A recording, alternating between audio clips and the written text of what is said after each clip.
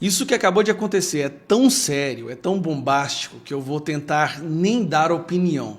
Porque, sinceramente, de certa forma é triste ver o que está acontecendo com o Brasil. A maneira como o Brasil agora é visto como país violador de direitos humanos e que na Suprema Corte tem um super violador, um supremo violador de direitos humanos. Se você não está sabendo, vai saber agora. Olha isso daqui. O governo Trump impõe sanções financeiras à mulher de Moraes. Essas sanções financeiras na qual ele está falando é a Magnitsky. O governo Trump anuncia sanção contra a esposa de Moraes com lei Magnitsky usada pelos Estados Unidos para punir estrangeiros que violam direitos humanos. Eu acho que aqui a Globo esqueceu de colocar, né? Econômicas a indivíduos acusados pela Casa Branca de violações graves contra direitos humanos e é apelidado de pena de morte financeira. Essa pena, como vocês sabem, essa punição, essa sanção, foi primeiramente aplicada ao Alexandre de Moraes. Bom, constatou-se que o Alexandre de Moraes, a fonte de renda dele não é necessariamente o salário como ministro do STF, mas os proventos, né, a renda do escritório de advocacia no qual ele é dono junto com a esposa dele, esqueci o nome dela, Viviane. E aí, a interpretação do governo americano é que o Alexandre de Moraes estava usando esse escritório de advocatício e a mulher dele para continuar com acesso às contas, ao sistema financeiro, o que é uma sanção. Então, se ele está sancionado, ele não poderia ter isso. Resultado foi esse aqui, ó.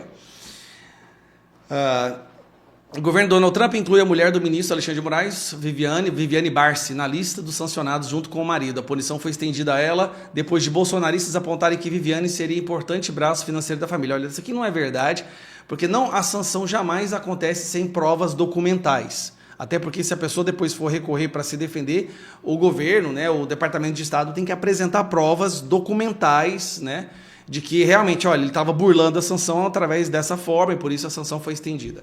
A inclusão foi feita durante a viagem do presidente Lula, que é a pior parte. O Lula está nos Estados Unidos agora, ele está em Nova York para participar da ONU. E a tendência é que Lula responda ao Trump durante o discurso no debate da Assembleia. Nessa terça-feira, o Brasil é o primeiro a falar segundo. Então vai ter um quebra-pau ali. O que você acha, hein? Lula vai falar em primeiro lugar, depois vai falar o Donald Trump. Aí tá, ela é sócia no escritório de advocacia e uma das donas, juntos com os filhos, do Lex Institutos de Estudos Jurídicos, uma entidade da família fundada por Moraes no ano de 2000, mas depois repassada ao controle da família. O instituto é proprietário de 11 imóveis, sendo um deles a residência de Moraes em São Paulo.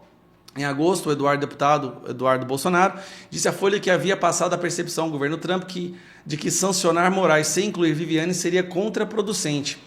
Ele a descreveu, na época, como o braço financeiro do magistrado no STF. A motivação seria que parte do rendimento do casal é fruto da atuação dela como deputada. Isso pode ocorrer como deputada. Bom, resumindo, mas parece que não é só isso. Eu fui ver aqui, porque normalmente quem tem informações de dentro do que está acontecendo é o Paulo Figueiredo. Então eu fui no perfil do Paulo Figueiredo, vou aumentar aqui, eu fui no perfil dele para dar uma olhada em um detalhe, que é esse aqui, aí vamos lá. E ele colocou isso aqui, ó. A postagem que ele colocou por último, mas não está aparecendo por quê, porcaria? Está aqui, ó. Missão dada é missão cumprida. Viviane e Lex devidamente sancionados. E o dia ainda não acabou. Xana Tovar, não sei o que significa isso. O Lex, que é o Instituto de Estudos Jurídicos do Alexandre de Moraes, no qual o Alexandre de Moraes aparentemente colocou todo o patrimônio dele, também foi sancionada. Aqui, ó. Exclusivo, escritório de advocacia Barsi de Moraes também, acabou de sair essa aqui, ó, também foi sancionado pela Magnitsky. Rapaz do céu, deixa eu ver isso aqui. Isso aqui acabou de sair, gente. Uma coisa que a imprensa não percebeu ainda, o escritório Barsi de Moraes Advogados também foi sancionado hoje, mesmo sem aparecer nominalmente na lista. Isso acontece porque Viviane Barsi de Moraes foi sancionada sob a Global Magnitsky. Detém mais de 50% do escritório. Pela chamada 50% Rule do OFAC, qualquer entidade em que sancionados tenham participação agregada de 50% ou mais é automaticamente bloqueada. O Tesouro dos Estados Unidos explica claramente: qualquer entidade possuída ou agregada direto e indiretamente em 50% ou mais, por uma ou mais pessoas bloqueadas, é considerada por si só uma pessoa bloqueada. Os bens e interesses em bem de tal entidade são bloqueados independentemente da quantidade estar ou não na lista da OFAC. Como Viviane detém mais de 50% do escritório, não foi necessário sancioná-lo nominalmente. Pelo mesmo motivo, foi necessário sancionar explicitamente o Instituto. Pelo mesmo motivo, foi necessário sancionar explicitamente o Instituto Lex, onde Viviane detém apenas 25% e outros 75% pertencem aos 3 filhos de Alexandre de Moraes, cujos nomes também estão sendo avaliados pelas autoridades americanas para verificar a necessidade de censura. Puta que pariu. Eu vou até parar o vídeo aqui agora. Cara, essa bomba apareceu, foi postada enquanto eu tô gravando o vídeo.